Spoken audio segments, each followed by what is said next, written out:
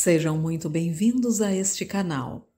E hoje nós daremos sequência à obra Sexo na Cabeça, por Luiz Fernando Veríssimo. Quando se viu o beijo do começo ao fim, não havia perigo de a mulher engravidar. Mas, quando as cabeças saíam do quadro ainda se beijando e a tela escurecia, era fatal. Vinha filho. Às vezes, na cena seguinte.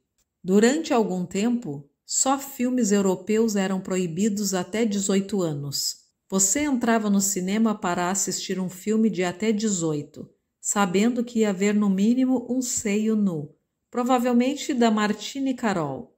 Não sei quando apareceu o primeiro seio americano no cinema, mas me lembro do primeiro filme americano com beijo de boca aberta, com língua e tudo. Bom, a língua não se via. A língua era presumida. Também não era um beijo tipo hot rotter, beijo de amígdala, como no cinema francês. Mas estavam lá, as bocas abertas, num beijo histórico. Depois do primeiro beijo de boca aberta, foi como se abrissem uma porteira e começasse a passar de tudo. Passa a língua, passa peito, passa bunda. E em pouco tempo os americanos estariam transando sem parar. Era inacreditável. Americanos na cama, sem roupa, transando com todo mundo. Mas guardei o primeiro beijo de boca aberta no cinema americano porque me lembro de ter tido um pensamento quando o vi, com aquele misto de carinho divertido e incredulidade com que recordamos nossa infância, que aumenta quanto mais nos distanciamos dela. Me lembro de ter pensado, isto destrói. A teoria do plástico. Trissexual. As amigas se contavam tudo, tudo, do mais banal ao mais íntimo. Eram amigas desde pequenas e não passavam um dia sem se falar. Quando não se encontravam, se telefonavam. Cada uma fazia um relatório do seu dia e do seu estado, e não escapava uma ida ao súper, um corrimento, uma indagação filosófica ou uma fofoca nova. Deus e todo mundo, literalmente. Janice, Marília e Branca. Branca era a mais nova, mas já casara e já enviuvara, o que despertara um certo pânico protetor nas outras duas. Tudo acontecia rápido demais para a Branquinha, que precisava ser protegida da sua vida precipitada, da sua vida vertiginosa. Por isso, Janice telefonou para Marília quando soube que a Branquinha estava namorando um homem chamado Futre, Amado Futre, Rosimar Amado Futre, e que, como se não bastasse isto, ele declarara a Branquinha que era trissexual. Marília de Deus, disse Janice, o que é trissexual? Bom, bi é quando transa com os dois sexos. Isso eu sei.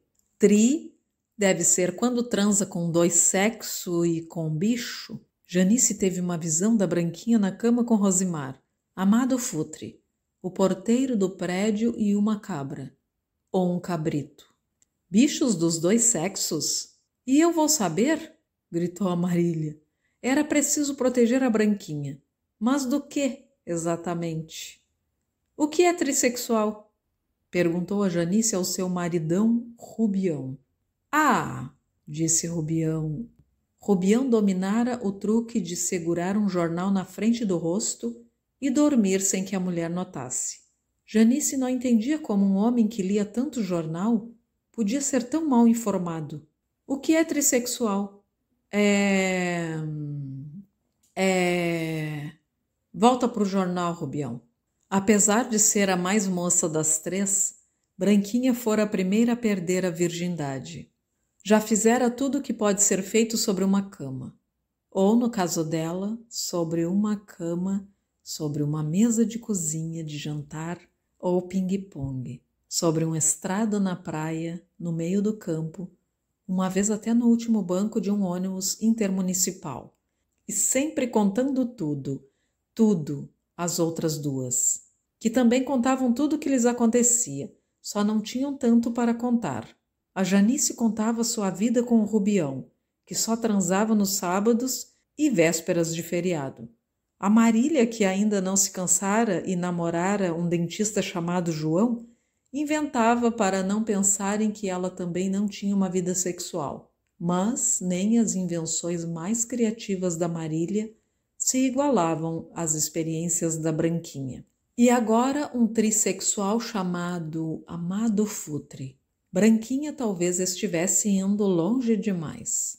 Era preciso proteger a Branquinha, mas, apesar de vários avisos, olhe lá, hein, Branquinha. A Branquinha concordou em passar um fim de semana na serra com Rosimar Amado Futre. E na volta, não telefonou para contar tudo, como ficara combinado. Teria-lhe acontecido alguma coisa? Ela estaria num hospital, com um deslocamento depois do que o Futre lhe fizera? Mordida por algum animal, nos arroubos da paixão? Janice e Marília não se contiveram. Invadiram o apartamento de Branquinha e exigiram um relato completo. Mas cada pergunta sobre o fim de semana, Branquinha respondia: nem te conto. E não contou mesmo. Depois da experiência com Rosimar Amado Futre, estava tão na frente das outras que não tinham mais o que conversar. Não tinham mais pontos de referência. Era isso. Marília perguntou ao namorado João, o dentista, o que era trissexual. Tri é tri em vez de bi. Bi? Esquece, João. Cabelos Felizes. No seu livro Literatura e os Deuses, o florentino Roberto Calasso fala no prazer provocado pelo que ele chama de literatura absoluta, no sentido estrito de absolutum, sem amarras ou referências, livre de qualquer tarefa ou causa comum e de qualquer utilidade social. E na dificuldade em definir o que exatamente a faz absoluta e nos enleva, temos de nos resignar a isto, que a literatura não oferece qualquer sinal, nunca ofereceu qualquer sinal, pelo qual pode ser imediatamente identificada. Escreve Calasso, um daqueles italianos como Calvino e o Eco, que leram tudo e sabem tudo. O melhor, se não o único teste que podemos fazer é o sugerido por Haussmann. Haussmann, poeta e latinista inglês. Observar se uma sequência de palavras silenciosamente pronunciada enquanto a navalha matinal desliza pela pele e eriça os cabelos da barba enquanto um arrepio desce pela espinha. E isto não é reducionismo fisiológico. Outro assunto. Costuma-se citar a controvérsia sobre o sexo dos anjos que tomou conta da Igreja durante um certo período como exemplo extremo do que não tem nada a ver com nada, do detalhismo inútil, da perda de tempo com o desimportante e com o supérfluo, da futilidade tratada com a mais ciência do que merece, ou da simples desconversa. Mas para os doutores da Igreja medieval, reunidos em concílio, o assunto era de grande importância. Nenhum deles estava desconversando ou entregando-se a um preconicismo vazio. Estavam definindo um artigo da sua fé. Não sei bem como terminou a controvérsia. Parece que concluíram que os anjos tinham 2 sexos, como os humanos, mas que isto não devia preocupar, porque os sexos não eram opostos. O assunto é relevante. Portanto, aproveitei uma experiência mística que tive na semana passada, quando o meu anjo da guarda se materializou na minha frente, na mesa do café da manhã, para tirar qualquer dúvida. Ele ou ela ainda não tinha se sentado e eu já estava perguntando: qual é o sexo? Sou seu anjo da guarda e estou aqui para lhe dizer que... O quê? Você tem sexo? Ele ou ela não gostou. Tenho, mas deixei em casa, respondeu com rispidez. É só para resolver uma dúvida antiga. Tenho sexo, mas isso não interessa. Estou aqui para... masculino ou feminino? Ele ou ela suspirou. Você não quer saber por que eu estou me materializando na sua frente? Quero! Mas antes me responda. Não respondo nada. Vim para lhe avisar que esse negócio de terrorismo está deixando as pessoas meio irracionais, que estamos nos aproximando de um ano eleitoral e o pessoal está jogando pesado, que os ânimos estão exaltados e que você, com esse seu esquerdismo que eu confesso, nunca entendi muito bem, precisa cuidar do que escreve. Eu sei. O melhor mesmo é não falar em política. Escolher outro assunto. Mas eu já escolhi outro assunto. Qual é? O sexo dos anjos. Mas é uma obsessão. Grunhido eletrônico. Querida @misteriosa. Sim, aceito casar com você. Será que o nosso será o primeiro casamento a nascer neste chat site? Pode dar matéria em revista. É engraçado como são as coisas. Meus bisavós namoravam por correspondência. Foi um casamento arranjado pela família, a parte que emigrou e a parte que ficou na Europa. Só se conheceram quando ela chegou ao Brasil de navio, e ele estava no cais, abanando as cartas dela em papel azul. Cheguei a ler uma destas cartas. Eram compridas, formais, o equivalente literário de um vestido abotoado até o pescoço. Um casto vestido azul. Não sei como eram as cartas do meu avô, mas tenho certeza de que ele tentou desabotoar, metaforicamente, alguns botões e até induzir uma sugestão, um símile ou uma alusão que fosse sob o vestido da bisa. Isso sem sucesso. Corresponderam-se durante 2 anos sem que ela sequer soubesse o que era sexo, quanto mais fazê-lo. Já os meus avós se conheceram numa quermesse de igreja. Se mandavam recados pelo alto-falante da quermesse. Alô, garota do vestido grená, seu admirador de boina azul lhe dedica a música. Sabe? Durante 4, 5 anos. Eles só se falavam na quermesse anual da igreja. E sempre pelo alto-falante. Quando finalmente se aproximaram, foram mais 2 anos de namoro e 1 de noivado. E só na noite de núpcias, imagino, ficaram íntimos. E mesmo assim, acho que o vovô disse, com licença, antes de era... Meu pai pediu minha mãe em namoro, depois em noivado, depois pediu em casamento. Quando finalmente foi comê-la, foi como chegar ao guichê certo depois de preencher todas as formalidades, reconhecer todas as firmas e esperar que chamassem a sua senha. Entende? Durante o namoro, ele lhe mandava poemas. Minha mãe sempre dizia que os poemas é que a tinham conquistado e que, se fosse ser justa, deveria ter casado com o Vinícius de Moraes. E hoje lembra qual foi a primeira coisa que você me disse quando nos conhecemos neste site? Eu não faço sexo no primeiro encontro. Mas quem está contando? Só muito depois perguntou meu nome verdadeiro e de outros detalhes de sua personalidade. As pessoas dizem que houve uma revolução sexual. O que houve foi o fechamento de um ciclo, uma evolução. No templo das cavernas, o macho abordava a fêmea. Grunhia alguma coisa e a levava para a cama ou para o mato. Com o tempo, desenvolveu-se a corte, a etiqueta da conquista, todo o ritual de aproximação que chegou a exageros de regras e restrições. E depois foi se abreviando aos poucos, até voltarmos hoje ao grunhido básico, só que eletrônico.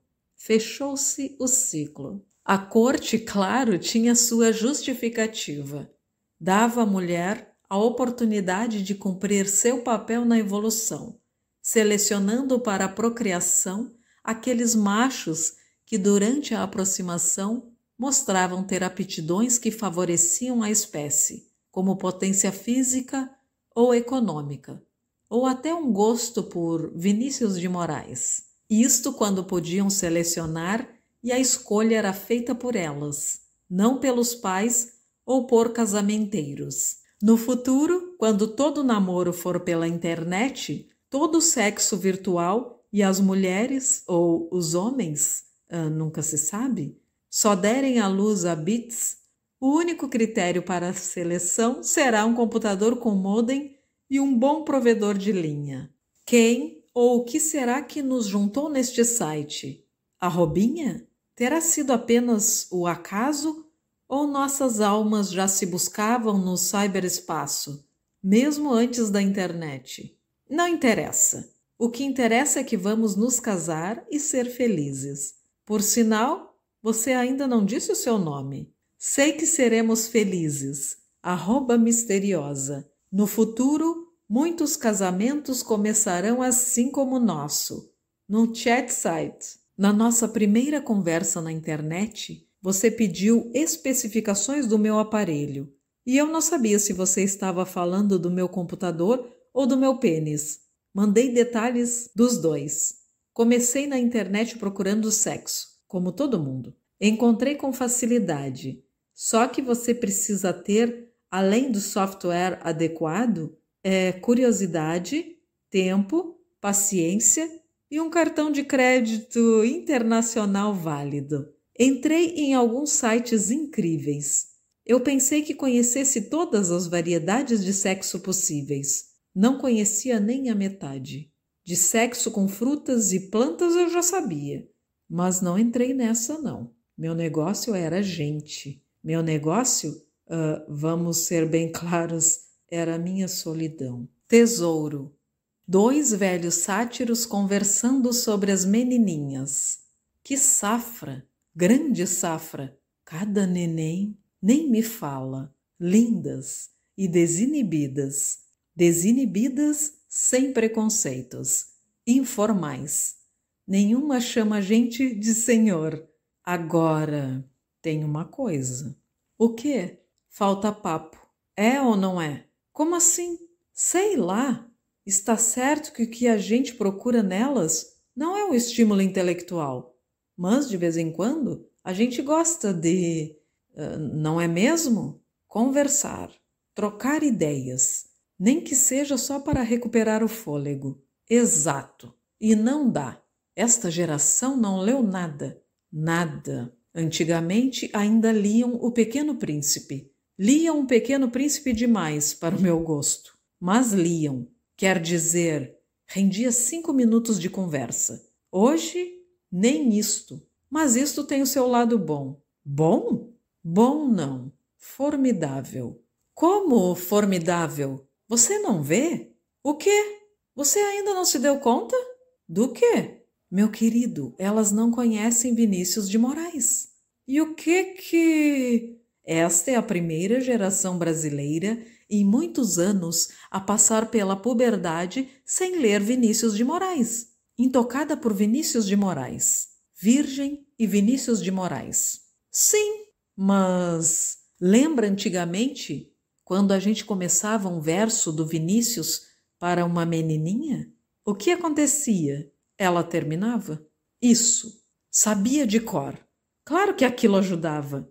Aproximava vocês. Você mostrava que era um cara sensível e ela se convencia de que, gostando dos mesmos versos, vocês eram feitos um para o outro. Nascia um amor eterno enquanto durasse, mesmo que fosse só uma noite.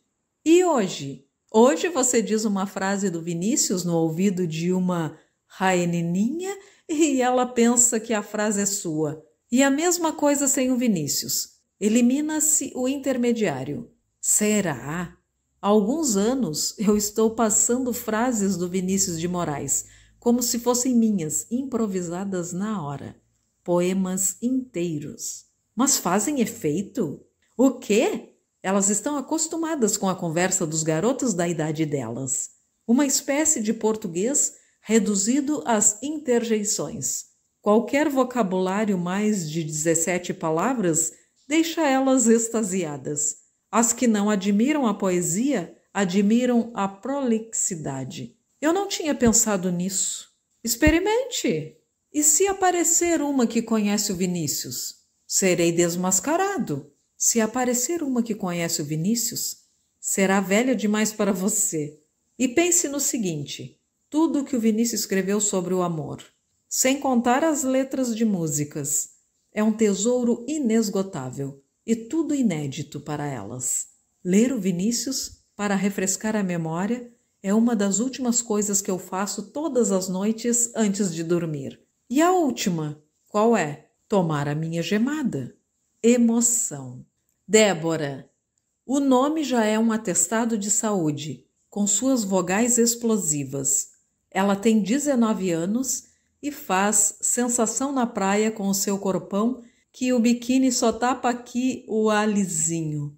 Os seios transbordam. Com cada uma das suas pernas daria para fazer outra mulher. E que mulher! Ela corre na praia diariamente, faz surf, musculação e contam que todos os dias no almoço come um homem dos pequenos. E deu bola para o Pio. O Pio, que recebeu este nome da mãe religiosa, mas o desmente, desde os 13, mal pôde acreditar. Os amigos o incentivaram. Vai nessa, mas com uma condição. Tinha que contar tudo. Mulher como aquela tinha que ser compartilhada, mesmo que fosse só contando, por uma elementar questão de justiça social. Débora e Pio começaram a namorar. Na primeira noite, foram passear de automóvel atrás dos cômoros. A praia tinha grandes cômoros, que os antigos chamavam motéis que andam. No dia seguinte, enquanto a Débora fazia seu joguinho, os amigos cercaram o Pio. Conta. O Pio hesitou. Queriam ouvir mesmo? Conta. Fomos para trás dos cômoros. Alguns começaram a salivar neste ponto. Outros aguardavam o desenrolar dos acontecimentos. Outros ainda pediram detalhes. Como é que ela estava vestida? Shorts. Ai! Chegamos atrás dos cômoros e começamos a conversar. Corta os créditos e o diálogo. Chega ao principal. Não houve. O quê? Na hora eu... Conta! Comecei a chorar. Abriu-se uma clareira de espanto. A chorar? O Pio ficara emocionado. Era isso. Chorava convulsivamente. E Débora até teve que dirigir o carro na volta. Os amigos se entreolharam. Depois olharam para Débora, que acabara de passar na corrida. Era compreensível. O Pio era assim, sei lá. Mas ninguém ali podia dizer como reagiria com a Débora um dia atrás dos cômoros. Ninguém. Quando ouviu o ruído da porta do apartamento sendo aberta, a mulher soergueu-se ligeiro na cama e disse, ela realmente disse, céus, meu marido! O amante ergueu-se também espantado, mesmo com o marido do que com a frase. O que foi que você disse? Eu disse, céus, meu marido. Foi o que eu pensei, mas não quis acreditar. Ele me disse que ia para São Paulo. Talvez não seja ele. Talvez seja um ladrão. Seria sorte demais. É ele. E vem vindo para o quarto. Rápido, esconda-se dentro do armário. O quê? Não, tudo menos o armário. Então embaixo da cama. O armário é melhor.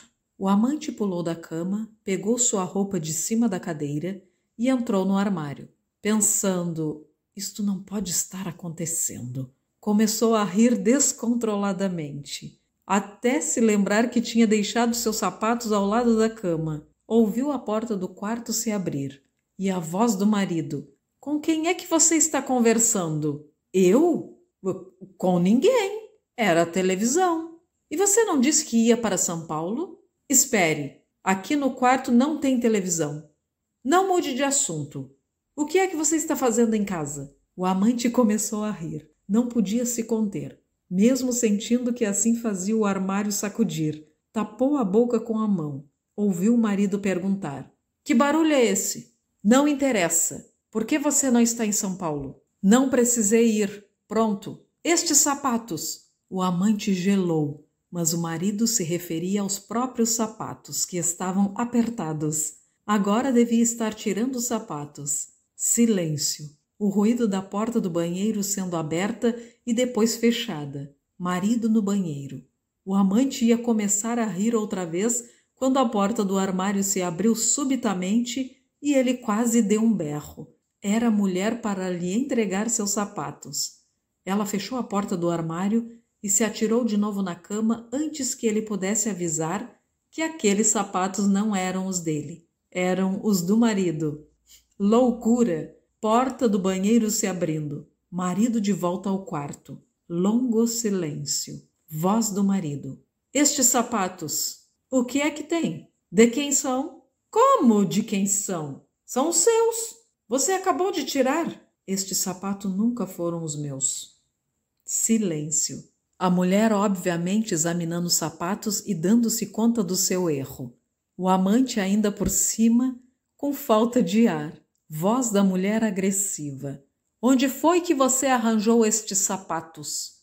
Estes sapatos não são meus, eu já disse. Exatamente. E de quem são? Como é que você sai de casa com um par de sapatos e chega com outro? Espera aí. Onde foi que você andou? Vamos, responda. Eu cheguei em casa com os meus sapatos que saí. Estes é que não são os meus sapatos. São os sapatos que você tirou. Você mesmo disse que estavam apertados. Logo não eram os seus. Quero explicações. Só um momentinho. Silêncio. Marido tentando pensar em alguma coisa para dizer. Finalmente, a voz da mulher triunfante. Estou esperando. Marido reagrupando as suas forças, passando para o ataque. Tenho certeza absoluta, que não entrei neste quarto com estes sapatos. E olhe só, eles não podiam estar apertados, porque são maiores do que o meu pé. Outro silêncio. Então só há uma explicação. O marido. Qual? Eu estava com outro homem aqui dentro quando você chegou. Ele pulou para dentro do armário e esqueceu seus sapatos. Silêncio terrível. O amante prenderia a respiração se não precisasse de ar. A mulher continuou. Mas nesse caso, onde é que estão os seus sapatos? O homem, sem muita convicção.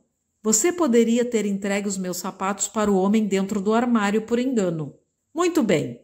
Agora, além de adúltera, você está me chamando de burra. Muito obrigada. Não sei não.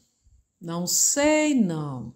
E eu ouvi vozes aqui dentro. Então faz o seguinte. Vai até o armário e abre a porta. O amante sentiu que o armário sacudia. Mas agora não era o seu riso. Era o seu coração. Ouviu os pés descalços do marido aproximando-se do armário. Preparou-se para dar um pulo e sair correndo do quarto e do apartamento antes que o marido se recuperasse. Derrubaria o marido na passagem. Afinal, tinha os pés maiores. Mas a mulher falou. Você sabe, é claro, que no momento em que abrir essa porta, estará arruinando o nosso casamento. Se não houver ninguém aí dentro, nunca conseguiremos conviver com o fato de que você pensou que havia. Será o fim. E se houver alguém? Aí será pior. Se houver um amante de cuecas dentro do armário, o nosso casamento se transformará numa farsa de terceira categoria. Em teatro barato. Não poderemos conviver com o ridículo. Também será o fim.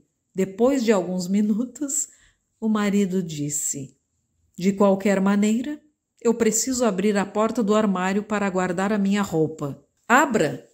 Mas pense no que eu disse. Lentamente, o marido abriu a porta do armário. Marido e amante se encararam. Nenhum dos dois disse nada. Depois de 3 ou 4 minutos, o marido disse: com licença? E começou a pendurar sua roupa. O amante saiu lentamente de dentro do armário, também pedindo licença, e se dirigiu para a porta. Parou quando ouviu um psiu. Disse: é comigo? É, disse o marido. Os meus sapatos? O amante se lembrou que estava com os sapatos errados na mão, junto com o resto da sua roupa. Colocou os sapatos do marido no chão e pegou os seus.